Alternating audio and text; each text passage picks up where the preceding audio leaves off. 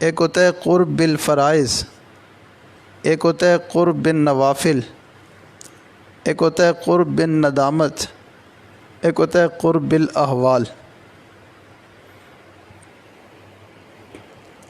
قرب بالفرائض کہ ہم صرف فرائض واجبات صحیح طریقے سے ادا کر لیں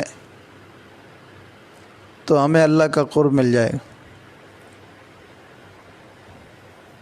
فرض اور واجب ہمارے ٹھیک ہو جائیں، ان میں کوئی کمی نہ رہے،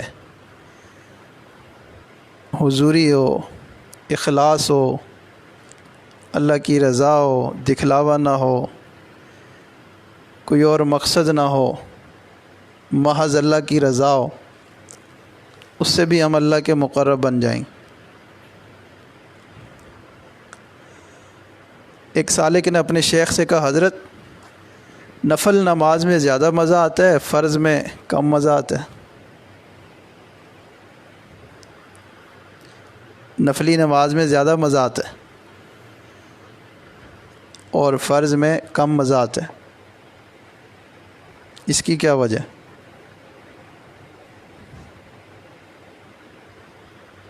اس کی کیا وجہ ہو سکتی؟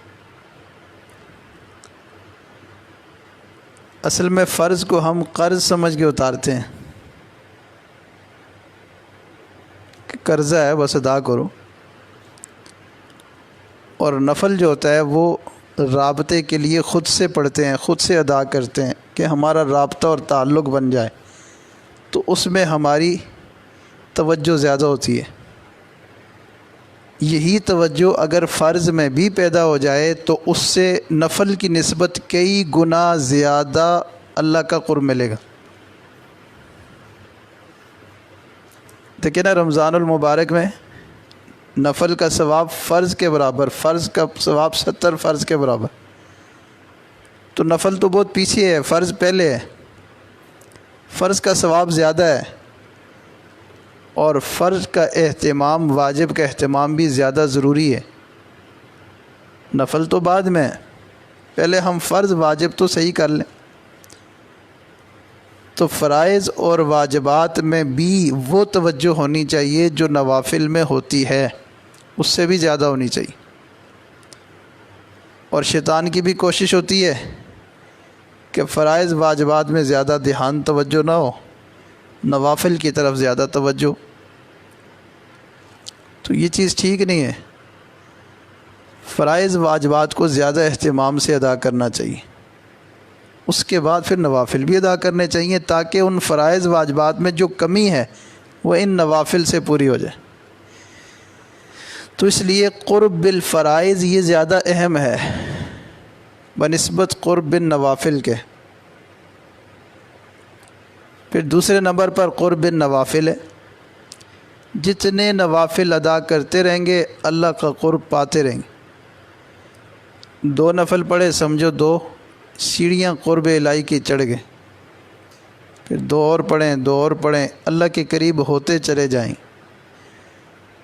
مشائخ کی زندگیوں میں لکھا ہے رات کو 100 نفل بھی پڑھتے تھے۔ اورنگزیب عالمگیر رحمہ اللہ کے حالات میں لکھا ہے رات کو 200 نفل پڑھتے تھے۔ وقت کے بادشاہ، کتنی مصروفیت ہوتی ہوگی، لیکن رات کو اتنے نوافل، تو ان لوگوں نے اللہ کا قرب پایا ہے۔ ہمیں تو آج حاجت پیش آ جائے نا تو اس کے لیے 2 نفل پڑھنا ہمارے لیے مشکل ہوتے ہیں، دل میں سوچ رہے ہوتے ہیں یار 2 نفلوں کے بغیر ہی کام ہو جائے تو اچھا ہے۔ حاجت ہماری ہے، ضرورت ہماری ہے، لیکن 2 نفل پڑھنا مشکل لگ رہے ہیں۔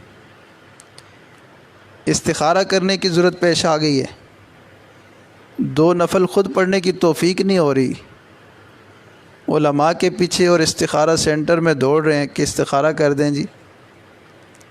بھائی آپ خود 2 نفل پڑھ لو، اللہ کا قرب بھی مل جائے گا، استخارہ بھی ہو جائے گا۔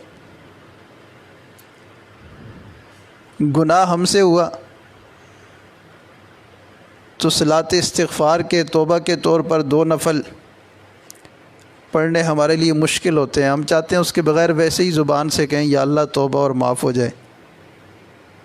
2 نفل ہم سے پڑھے نہیں جاتے، اور وہ لوگ بغیر کسی اپنے ذاتی کام کے حاجت نہیں ہوتی تھی، گناہ نہیں ہوتا تھا، استخارے کی ضرورت نہیں ہوتی تھی، پھر بھی 200 نفل پڑھ لیتے، تو وہ تھے اللہ کا قرب پانے والے۔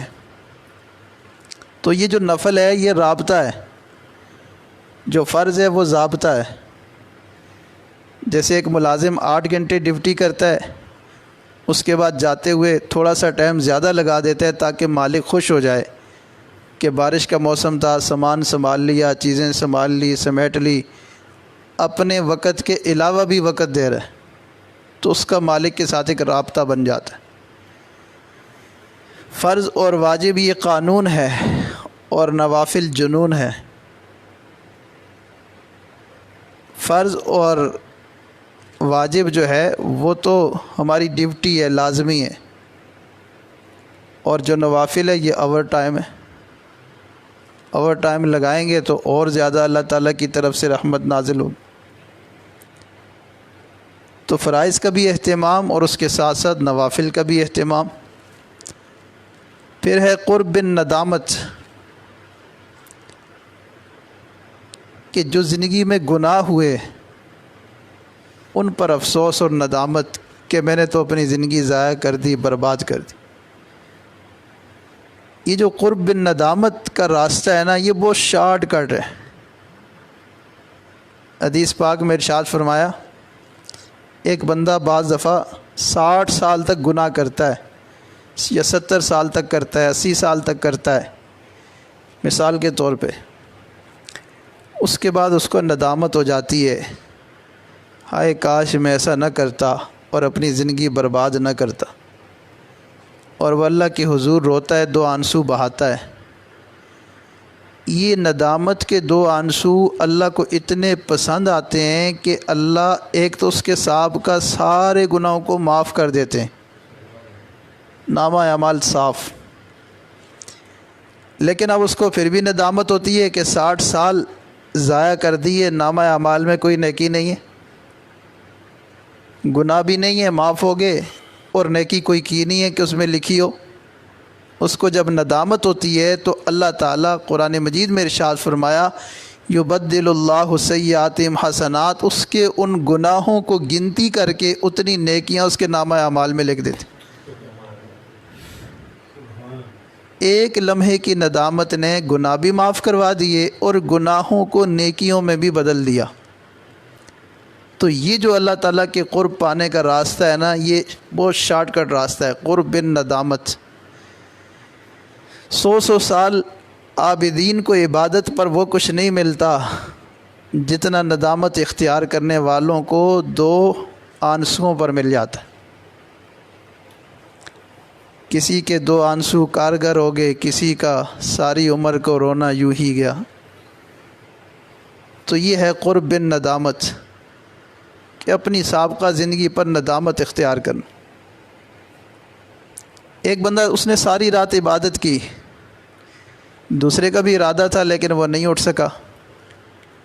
صبح وہ دیکھتا ہے کہ اس نے تو ساری رات عبادت کی اور میں تو محروم رہ گیا، اور رو پڑتا ہے، اس کی آنکھ میں سے آنسو آ جاتا ہے۔ اس آنسو بہانے والے کو اللہ عبادت کرنے والے سے زیادہ عطا کر دیتے، اس کو زیادہ قرب مل جاتا۔ تو علماء نے لکھا ہے کہ یہ جو قرب ندامت ہے نا، یہ زیادہ شارٹ کٹ راستہ ہے، بلکہ نیکی کرنے والوں کو اس مقام پہ آ کے رشک آتا ہے، حسرت ہوتی ہے کہ یہ کیسے لوگ ہیں، نیکی بھی نہیں کی اور نامہ اعمال بھی بھرا ہوا ہے، رشک آتا ہے انہیں۔ پھر اس کے بعد اگلے نمبر پر ہے قرب الاحوال۔ نیکی تو کچھ ہے نہیں، لیکن اللہ تعالیٰ کی طرف سے کچھ احوال پیش آ جاتے ہیں، کبھی بیماری میں جکڑے ہوئے ہیں، کبھی پریشانی میں جکڑے ہوئے ہیں، کبھی رزق کی تنگی میں جکڑے ہوئے ہیں، کبھی کسی اور آزمائش میں جکڑے ہوئے ہیں۔ تو یہ آزمائشوں میں جکڑنا، آزمائشوں میں پڑ جانا، پریشانیوں میں پڑ جانا، حالات اور تنگیوں میں پڑ جانا، جب بندہ ان حالات پر صبر کرتا ہے، اللہ تعالیٰ اس کو بھی اپنے قرب کے اعلیٰ مقامات عطا کرتے۔ اللہ تعالیٰ یہ چاہتے ہیں کہ یہ بندہ نیکی کر کے تو مجھ تک نہ پہنچ سکا، چلو تھوڑے سے حالات اس پر بھیج دیتے ہیں، ان پر یہ صبر کرے گا، شکر کرے گا، اس صبر اور شکر کے بدلے اللہ تعالیٰ اس بندے کو اپنے قرب کے اعلیٰ درجات عطا فرما دیتے۔